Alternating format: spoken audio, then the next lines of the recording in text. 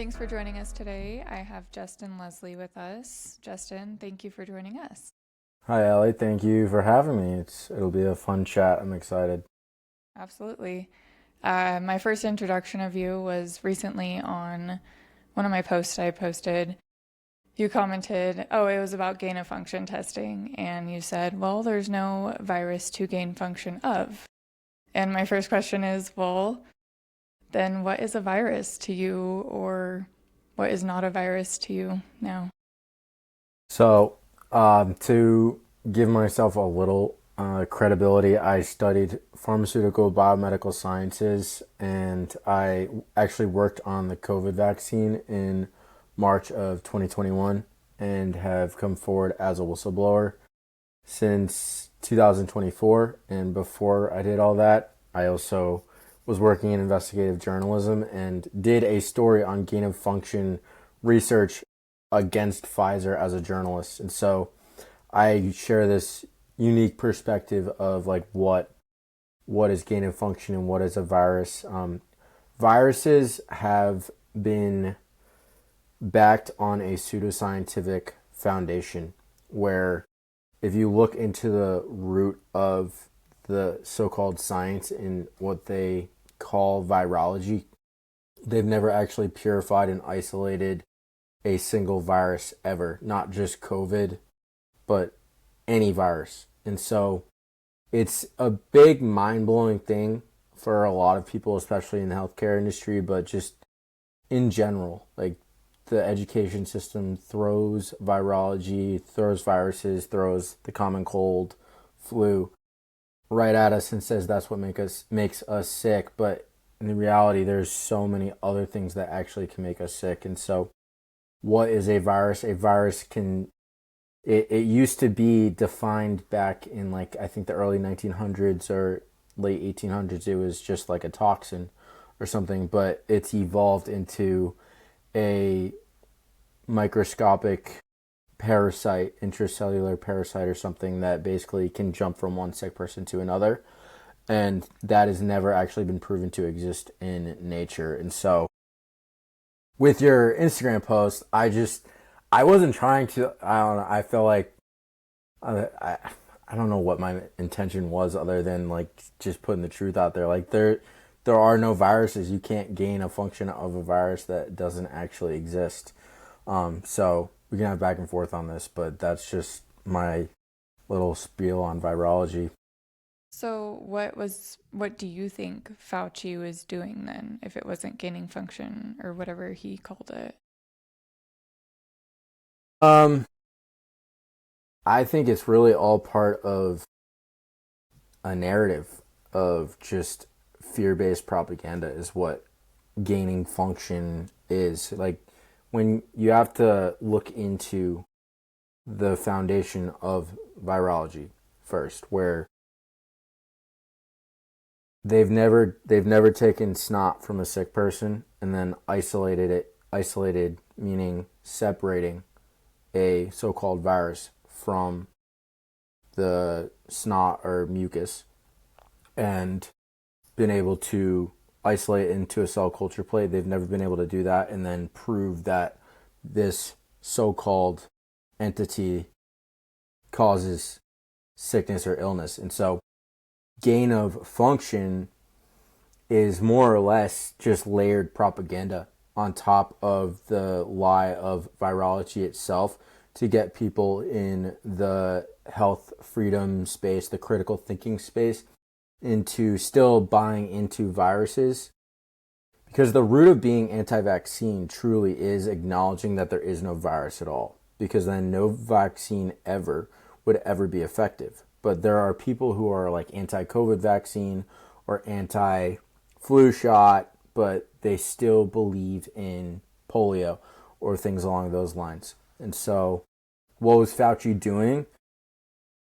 Fauci is a front man for this gain of function narrative, and he is going to be, you know, sacrificed in the public realm, not like literally killed or anything, but I'm saying like he's a sacrificial lamb to blame this entire thing of COVID on when the reality is that there was no actual need for a vaccine in the first place. The premise for the need of a COVID vaccine is illegitimate.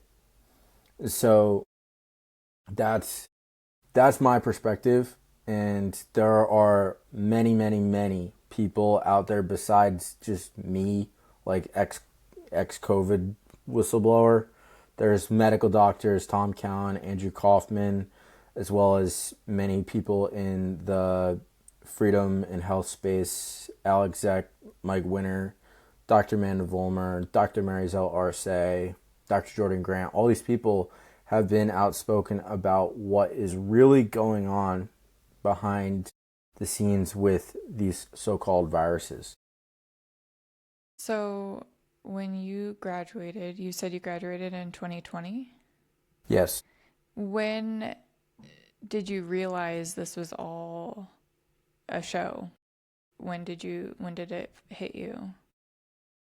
So it's a gradual unraveling process, I would say, where at first, I was in my documentary, I go into how I was in a master's program for biomedical science. I wanted to do research in biomedical science for this rare disease that I was diagnosed with called tuberous sclerosis complex, and work with a professor from Rutgers who's done research on this. And long story short, the whole COVID stuff basically put us into Zoom University, which is just going on Zoom and taking online classes basically. And so it was extremely miserable. Ended up at Pfizer, and I knew that COVID was some sort of charade for a vaccine agenda right away.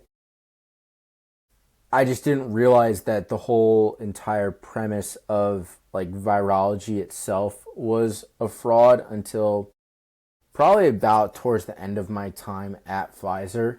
And it took me getting into investigative journalism, working for Project Veritas, to fully grasp it all.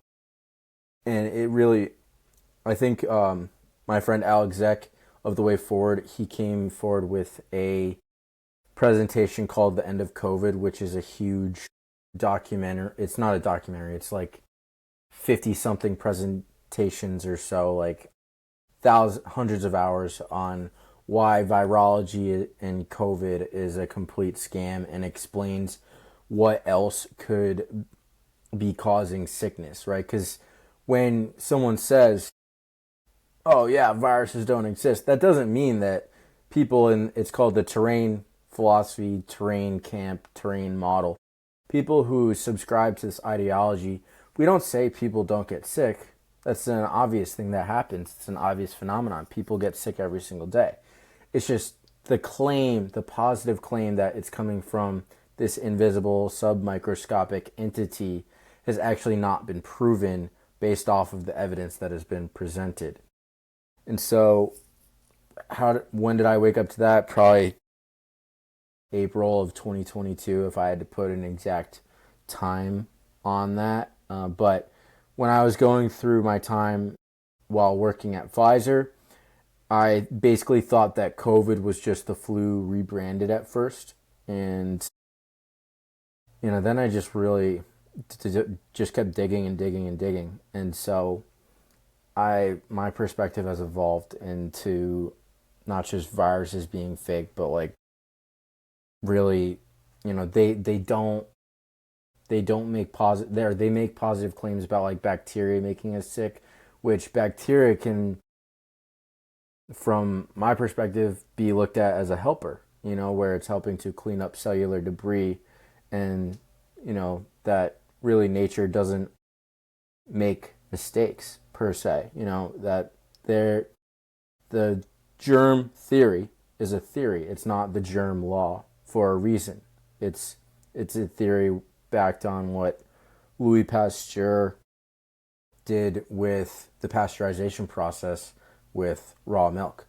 That was really the start of germ theory, where he was making claims that there's bacteria in milk that is bad and causes sickness, and so then started heating up milk to pasteurize it, and then changed the natural enzymes and the natural nature of raw milk itself. And then it, ever since that has become a mainstream thing and caused the milk industry to become like a multi-billion-dollar industry, the drinking of pasteurized milk has actually caused potential autoimmune diseases that can, I'm not making a necessarily positive claim, but like that has been seen since pasteurization has become a thing. There's been increases in autoimmune diseases like eczema and diabetes and things of that nature. So, Yeah.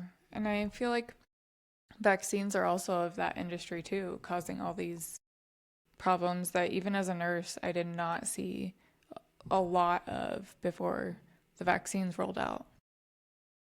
So it just raises the question of what what are the ingredients in these vaccines? For like the people listening, do you know what these ingredients are?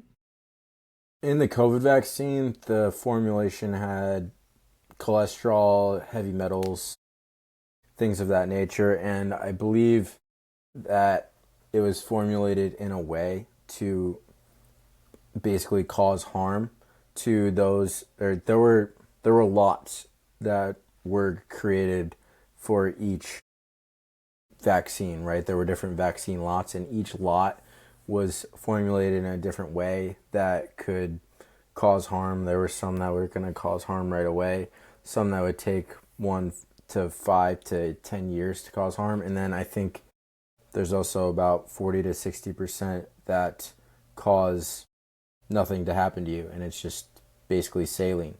And so there's that, and then there's when I looked at it under a microscope with Dr. Carrie Madej, if you recall from the documentary, we looked at these vials under a microscope, and they were very horrific images on these slides with not just the Pfizer shot, but also the Moderna and Johnson & Johnson shot, and it was just very sinister what we were looking at, unfortunately. That's the way I describe it. It's, there were these like black shards that had like spider web looking structures across the slide, and I think that it was, just whatever was going on these slides was not something that I would want to put inside my body, whether it be the Pfizer shot, the Moderna shot, or the Johnson & Johnson shot had these black circles around them. And then there was like this little like parasite or something that was like swimming around it. And so I don't really know exactly what was on that slide per se, like swimming around a black bubble. Some people would claim that it's an air bubble, which could essentially be harmless and that it's just dust. But there were a lot of these things, and so, and my question is, why did the Johnson & Johnson vial look different from Moderna and Pfizer, which looked very similar? So, it's just, it's all in the past, right? But yeah, vaccines have things like aluminum and mercury, and these have been consistent things that are not just in the COVID vaccine, but they're in really all vaccines. And so that's really my message, is that we really need to be changing the conversation about just not being anti-COVID vaccine. It's about being against all of them. And this starts with like where a conversation that needs to be had, as well as like, where are you having kids? Are you having them at hospitals? Are we moving towards home births? Because that's my ideology now, is we need to kind of start fleeing from these hospital systems, because the hospital systems want to entrap parents who don't know any better and don't know how to fight for their kids' rights, and then inevitably will vaccinate their kids either without the parental consent, or just get parental consent through fear, right? By saying like, oh, your kid needs like this Hep B shot because of whatever reason, and there's no need for any of that.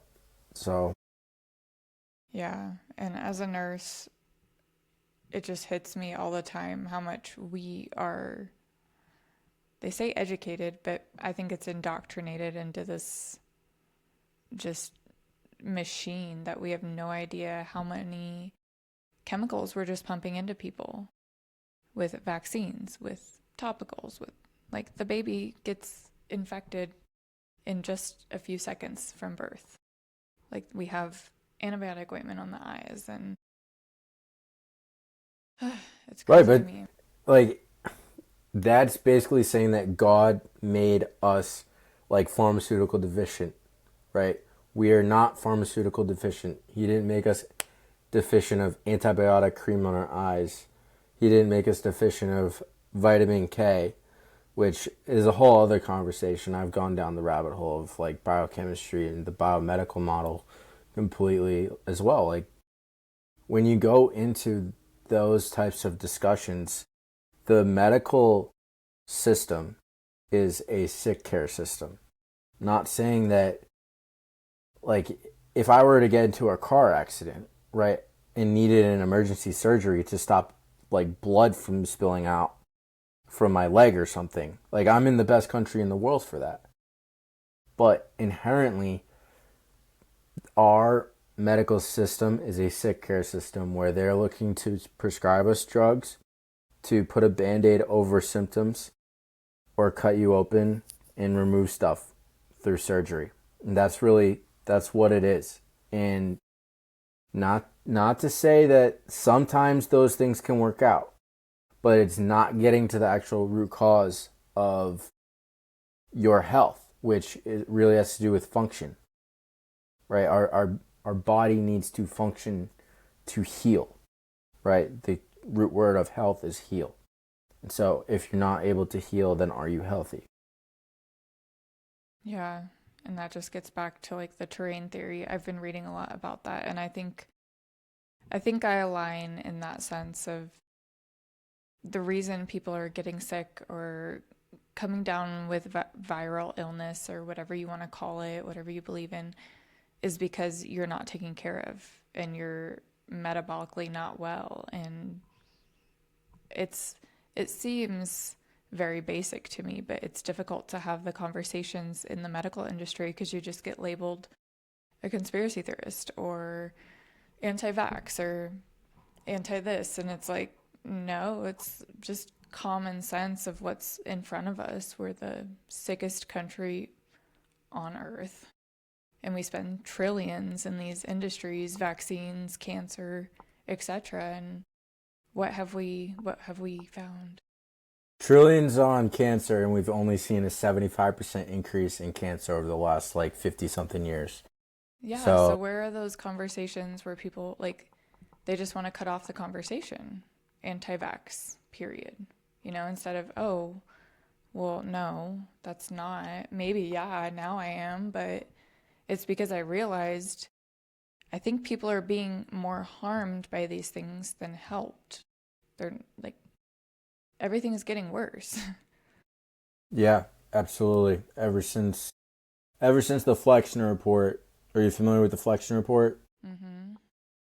We used to have homeopathic hospitals and on every corner basically is what's told back happened in what like the 1910s Mm-hmm. or early 1900s, and then ever since the Flexner report with the Carnegie Foundation, we have seen the Rockefeller model, right, take complete ownership because of their petroleum monopoly and create petroleum based medication with ethanol and all these other forms of petroleum to fix people, right, with these petroleum based medication, which, like I was saying, God, it's pharmakia in the Bible, it's sorcery. These things are not from inside of us. They're all inherently just created by man, and it's not the solution to anything. Like I was saying, they can help per se in times of extreme emergency. Like if you really need an antibiotic for something, it could potentially help in the short term, but I still really don't subscribe to that. I'm more or less giving like that 1% like wiggle room, but inherently like these products in the healthcare system are not actually meant to help us in the long term. And so since my whole pharmaceutical experience, like I've actually went into the whole. I'm studying chiropractic right now, Okay. because of the whole vitalistic philosophy that has been, stemmed from chiropractic itself, and which is the power that made the body is the only power that actually heals the body.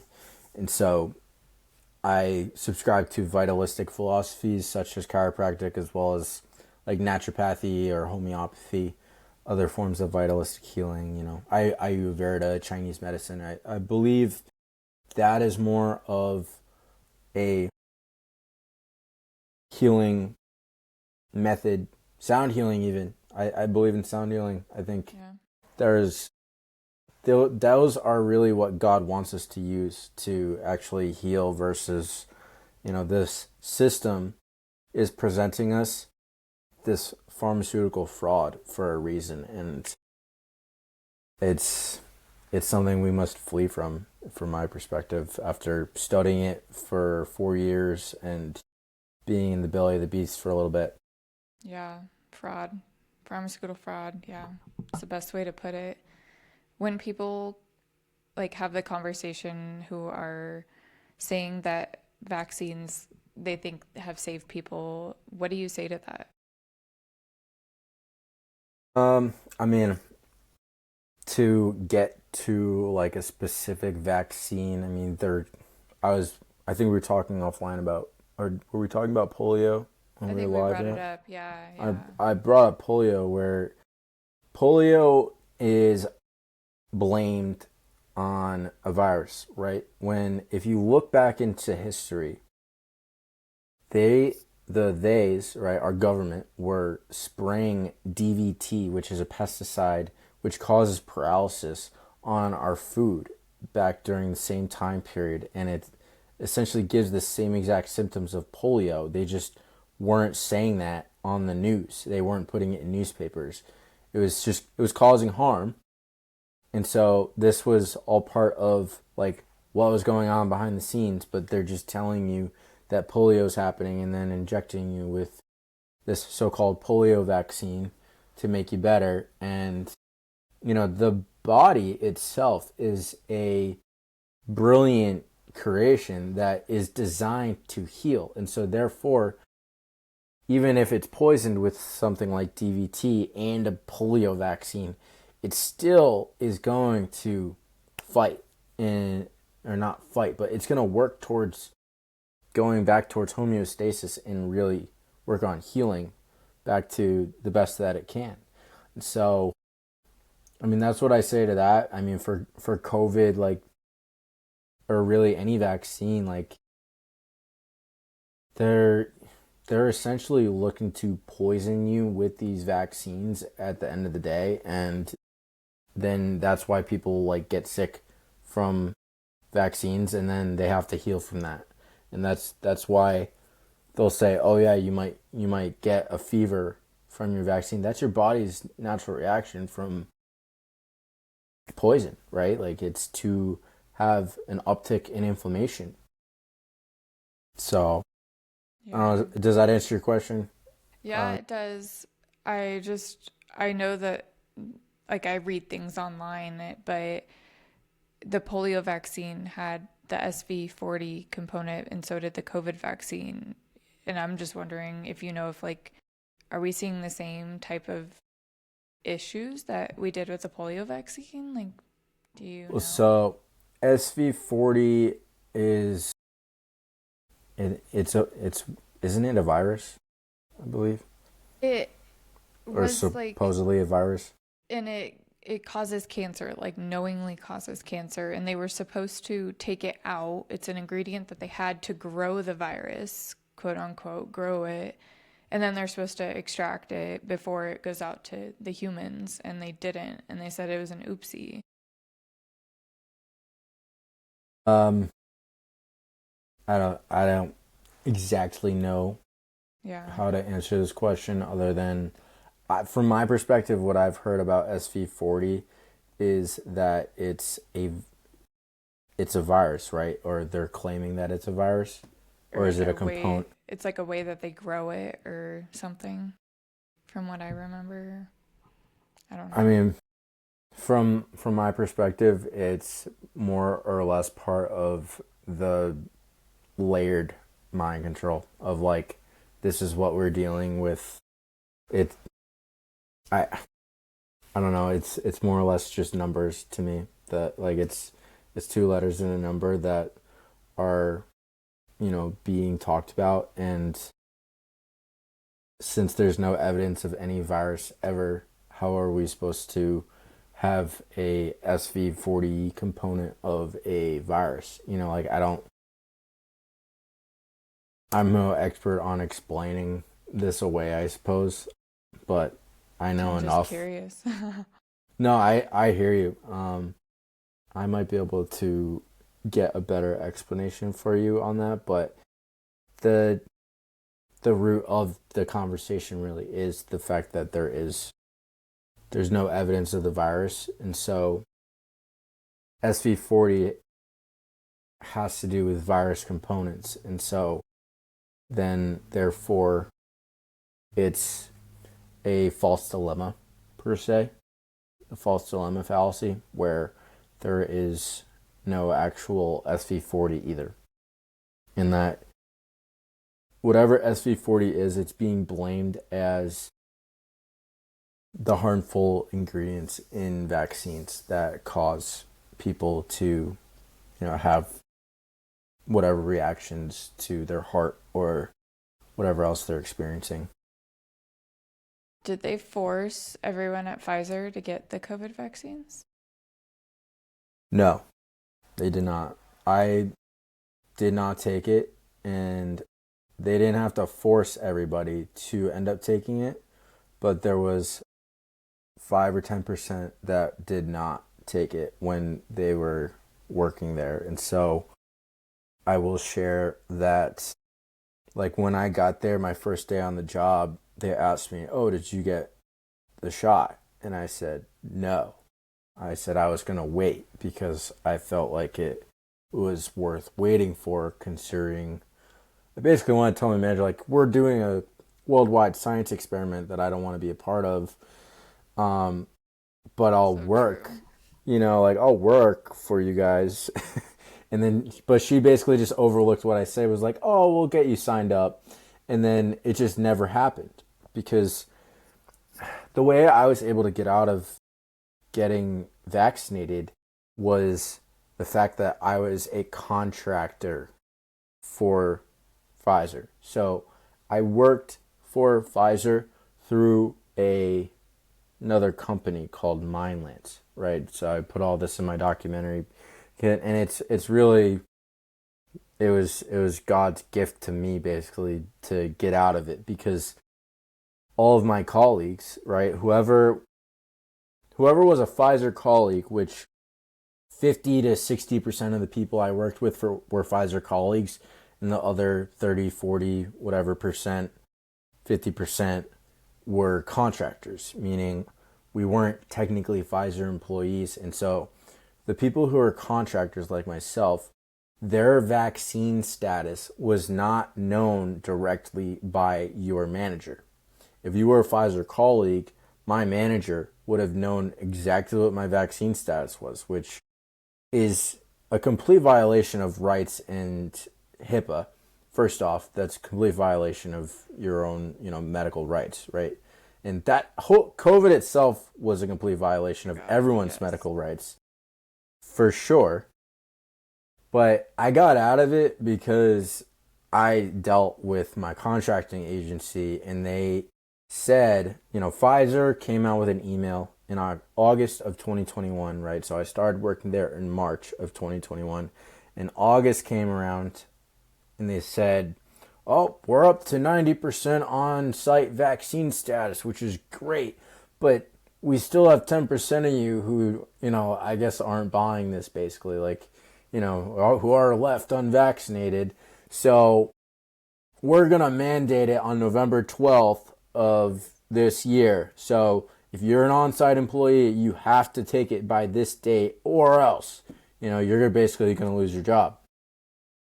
And I just said, all right, well, looks like I have till November 12th to work at this company. And so I just kept working there for the next several months. November 12th rolls around, and at this point in time, I'm like doing all this undercover recording stuff with Project Veritas, basically as a spy. And I'm like, I don't know what to do other than, go into work the day that this mandate comes down to see if my badge works. And I clicked it, and the door opened, and I got right in at 9 a.m. that day. They sent out a company-wide email saying, oh yeah, the vaccine mandate that we said, thanks to the 5% who complied, but if you didn't, you could just keep your job and continue to take this PCR test. Which, the PCR test that I was taking was not a normal PCR test. It was like this, I have a picture of the thing on my phone, but it's basically like they called it like DNA gene. Like, I think they were like, whatever DNA is, they're collecting my spit basically, and we put it into this cup, and I basically just gave it to them in order to work. And so after November 12th, I stopped doing that too. I said, I'm done. Like, I'm not going to take your stupid tests. Like, I only did it like 4 times. I was supposed to do it like every single week or something. I wasn't doing it every week, but I would go like every once in a while. And there were people like me, because I saw these other vials like in this thing. I never made eye contact with a single person on site that was in that room, other than, there was the person working there with the tests, but I didn't know if they were, legit or not. But every time I went in, there was always like 10 to 15 other vials that had, there's the spit samples basically in them. And so I don't know why those tests were different either. I couldn't tell you, other than, who knows, maybe they're trying to make clones of everybody that it was spitting into those. But That's interesting, because the way we tested was intranasal. Like, we didn't go in the throat. Yeah, that's the way it was around the entire country and across the world, which, I took the intranasal one like once or twice, right? And then those spit ones were like for the Pfizer thing that I had to do, which is very interesting to me. But yeah, that's what I did. And then when the mandate was said that you don't have to actually take it, like I said, I stopped going to get the PCR test as well. So, do you know anyone that was injured by the vaccine? yeah, there's a handful of people. Lindsay House, I don't know if you've heard of her. She's also a nurse like yourself, but she's Lindsay Nurse RN or something on Twitter. She Maybe got I have seen her on Twitter. She got extremely debilitated from it and is kind of just starting to get out of her vaccine injury and is like going on runs again and stuff. And a handful of other people, Brittany Galvin, if you heard of her. Mm-mm. No. Brittany Galvin had Guillain-Barré syndrome from the Moderna vaccine and is a very big advocate for the vaccine injured and those in the health and freedom space. She took the shot, I don't think she knew any better. She just didn't know, and then one day got Guillain-Barré syndrome, which is you basically get paralyzed from the waist down, couldn't walk, and she was one of the first people to go viral, per se, on social media, speaking out against these vaccine injuries. She went through multiple social media accounts, I'd say like 7 or 8 potentially, and she's a huge advocate, and so gotta be grateful for the fact that even though she was injured, she's been very helpful in opening people's eyes to vaccine injury and what happened during all of this. Yeah, we need more of that because I didn't really see the vaccine injury, or I didn't. I was gone from the bedside in 2023 and I wasn't awake at all. So I don't know if I ever saw vaccine injury, but I gave remdesivir and now we know it causes multiple organ system failure. And I've given medications that I wasn't educated right on about. I was educated and indoctrinated into this, but man, we need more nurses and people like just speaking out against all the harm because sometimes it feels very voidy out here. What do you mean, Like I'm voidy? doing I'm doing something wrong because of all the pushback. Because of I get so much of people like yourself and other people online who have also been harmed or can see the system for what it is, but the rest is just like the system and its workers pushing against me, you know, Like in your comments section and everything? and my DMs, yeah. But Yeah.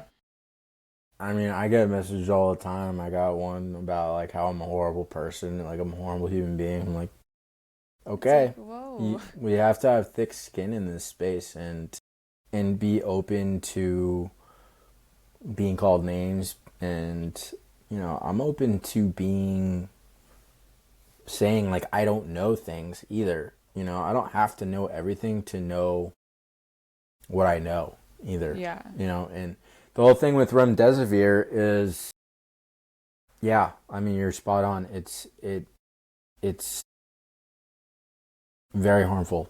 It People have said that you take remdesivir and you make it run death is near is a saying that is in the public health space, the freedom space of run death is near, like remdesivir. Like these are essentially just poisons that they're claiming are products that can potentially help you. But Fauci was using remdesivir, back with, was it with AIDS? I'm not sure. Yeah, yeah. Yeah, I think he was using AIDS. it back during AIDS, and I think he was harming people with remdesivir back then. But I mean, it was apparently a cancer treatment that could also never get approved. Um, I think in 2020, and then they just decided to use this for COVID, and Yeah. so that goes to show you that the hospital protocols, like how they're written, are they're going to be written in a way that is most likely going to be causing harm for these types of emergencies. So if there's another so-called pandemic that ever happens again, I would run as fast as you can from these hospitals and look to heal naturally if you were to actually get sick. I feel like we could beat a dead horse here, but there's no virus you're getting sick from, and so figure out like why you're not functioning to the best of your ability, and then you will heal. But to even think that getting sick is a bad thing also is, like, from my perspective, it's your body is signaling to you that something is wrong. But I don't even want to use the word wrong. Like, trees, they shed their leaves every single winter, right? Every single fall and winter, they lose their leaves. If you could look at that as a metaphor of our sickness and like what we experience as the flu, is that inherently a bad thing?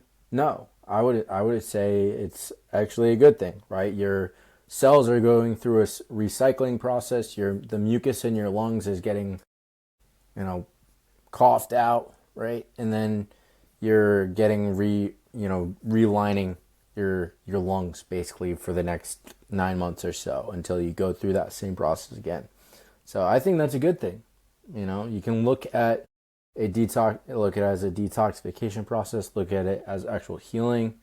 And if you experience things like cancer, or you were talking about meningitis earlier off camera, or, we don't actually know, like, why meningitis happens. It's all, if there's no virus that makes us sick, then what is viral meningitis?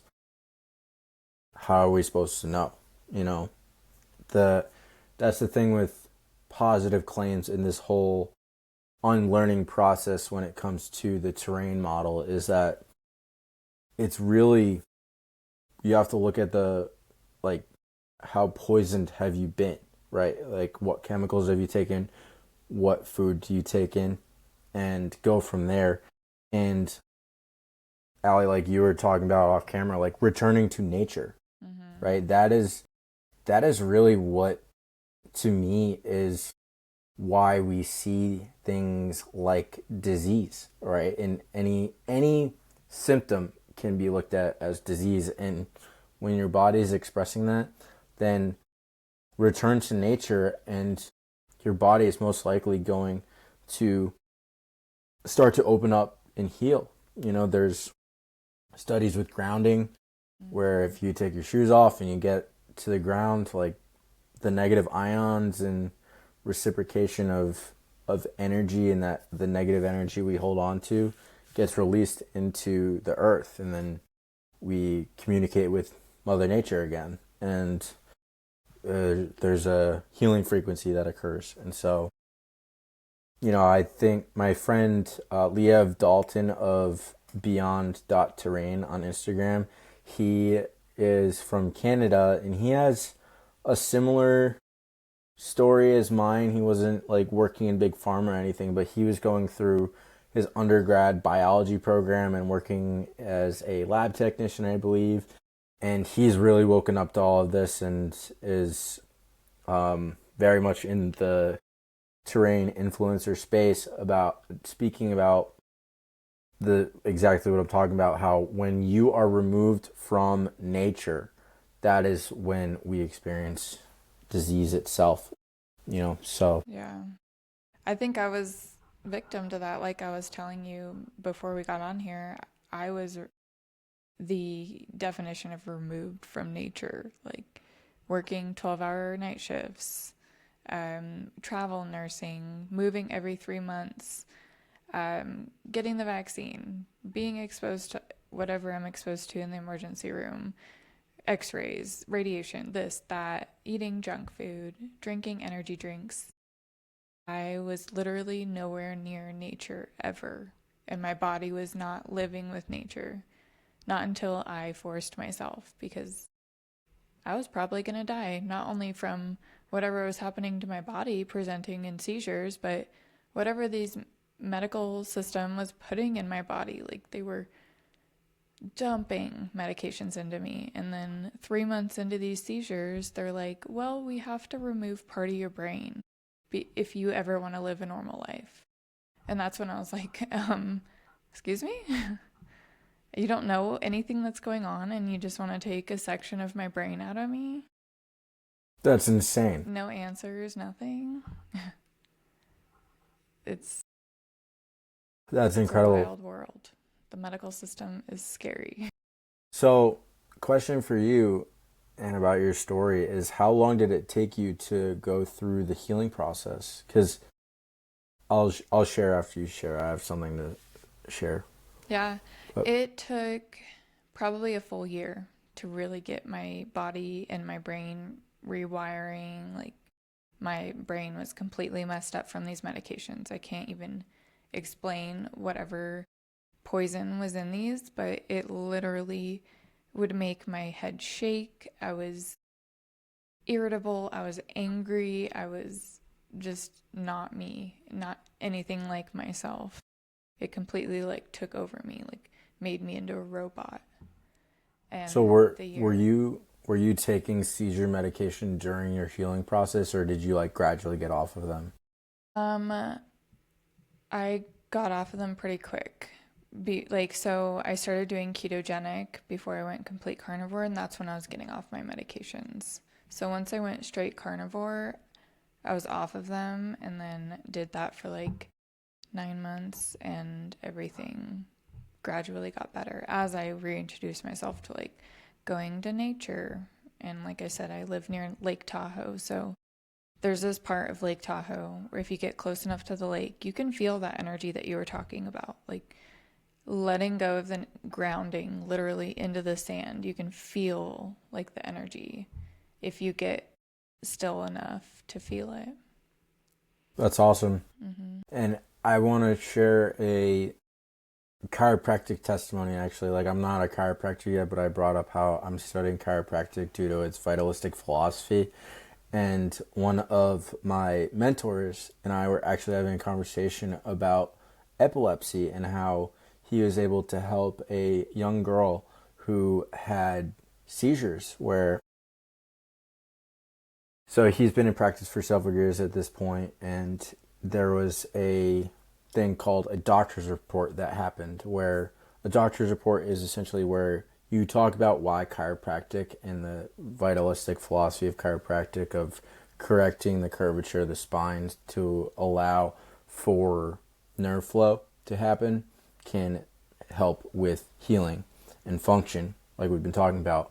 So there was a doctor's report where a patient had just sat through it and had their mind blown. They're like, I've never heard of this before, signed up to be a patient. And so then this patient went across the street of my mentor's office to a laundromat where there was a, I think, 3 or 4 year old girl that was having seizures, or I don't know her exact age, but she was young, anywhere from like 3 to 9 or so.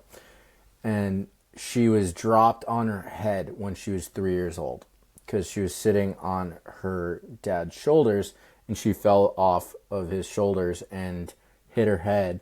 And so the first thing that they did, or this patient did, was share with this young girl's parents, who she was literally having a seizure in this laundromat, and she had like 50 to 100 something seizures a day that were just uncontrollable. He said, you need to go to this guy across the street. I think he can help you. And so that's like a cool God moment in this story where this patient is like brand new and he's like, you need to go there. So they went across the street. The office was actually closed, but they knocked on the door, and my mentor opened the door and said, hey, what's up? And they basically said, hey, we hear that you can help us. Our daughter's having seizures all the time and we don't know what to do. While she's taking all the seizure medication, like 4 different seizure medications. He takes an x-ray of her, and the top bone in her neck, her atlas bone, her C1, was off center an incredible amount. Like, there were torn ligaments basically in her neck.